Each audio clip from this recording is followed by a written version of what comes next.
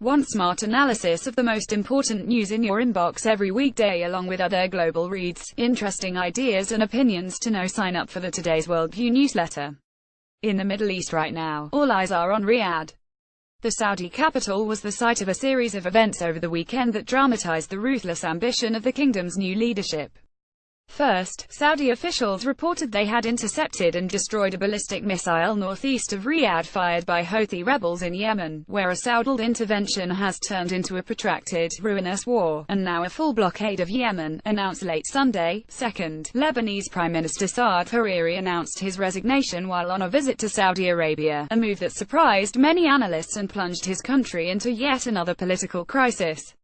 Then, in the late hours of Saturday, Saudi authorities conducted what appears to be a far-reaching purge, detaining more than 24 royal family members, cabinet ministers and prominent businessmen in a sweep that further consolidates the position of the young Crown Prince, Mohammed bin Salman. Among those caught up in the crackdown is Prince Muttab bin Abdullah, head of the elite Saudi National Guard and a favored son of the late King Abdullah. Also rounded up was Prince Al-Wali bin Talal, a flamboyant billionaire with a record of investments in high-profile Western companies and a conspicuous Twitter feud with President Trump. Reports indicate that those detained are being quartered in Riyadh's posh Ritz-Carlton hotel.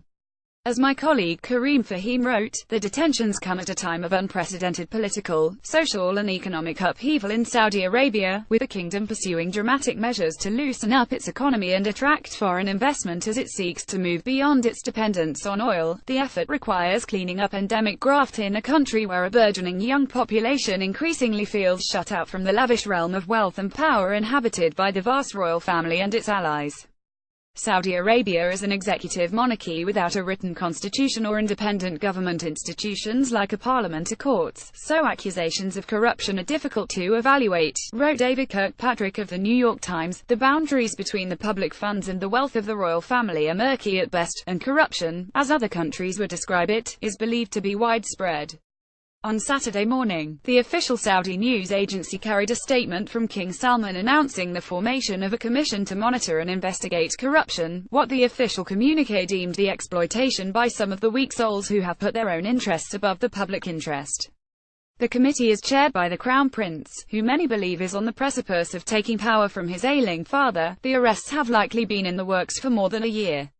In a separate incident that led to feverish speculation among some observers, Prince Mansour bin Mukran, deputy governor of the Azia region, died in a helicopter crash on Sunday, along with a number of other officials. The prince was the son of another former crown prince who was sidelined by King Salman's ascension.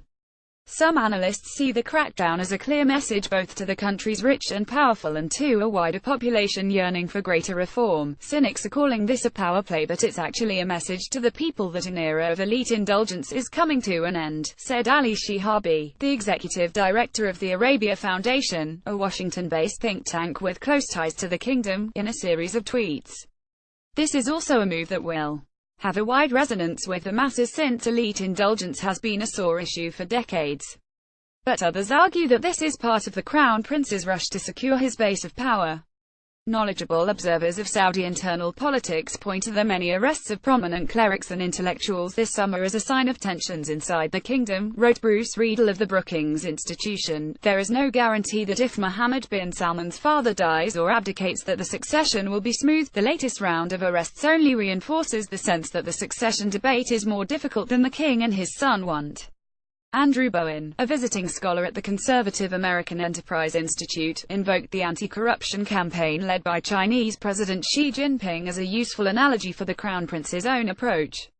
Xi's campaign against public corruption is meant to clean up the perception of the Communist Party, but it also was used as an opportunity to sideline opponents and consolidate his own position, Bowen told Today's Worldview. Trump and Hariri appear at the White House on July 25. Jabin Botsford, The Washington Post. Beyond the domestic politicking, the Crown Prince has also forged a controversial path abroad as the architect of an increasingly muscular and confrontational Saudi foreign policy, as Fahim put it, sculpted around confronting Iran. That seems to have been the cause of the Lebanese Prime Minister's sudden resignation. While Hariri is a Sunni Muslim and a longtime Riyadh ally, he led a fragile political alliance with Hezbollah, a Shiite group closely tied to Iran. It's impossible to see Hariri's move, which led to dueling accusations that Iranian agents had attempted to kill him and that Saudi officials had forced him to step down, outside the prism of the broader Saudi-Iranian rivalry. Hariri pinned the blame on Iran's meddling in Lebanon, saying Tehran had created a state within a state through its support for Hezbollah. The organization's leader, Hassan Nasrallah, did an address Sunday criticizing Hariri's decision and insisting that he would wait and see why Saudi Arabia obligated the head of the government to resign. The Crown Prince has also been emboldened by Trump, who is bent on confrontation with the Islamic Republic and now often seems to be parroting Saudi talking points. On Sunday, while in Asia, Trump pointed to the Houthi rocket reportedly fired at Riyadh as a shot just taken by Iran. Trump also seemed to give the Crown Prince carte blanche earlier this year when Riyadh and a number of other Arab nations decided to boycott and isolate Qatar, leading to a geopolitical standoff that still shadows the region. But Riedel sees the current upheavals in a less flattering light for Riyadh. The kingdom is at a crossroads. Its economy has flatlined with low oil prices. The war in Yemen is a quagmire. The blockade of Qatar is a failure. Iranian influence is rampant in Lebanon, Syria and Iraq, and the succession is a question mark, he wrote. It is the most volatile period in Saudi history in over a half-century. Want smart analysis of the most important news in your inbox every weekday along with other global reads, interesting ideas and opinions to know? Sign up for the Today's Worldview newsletter.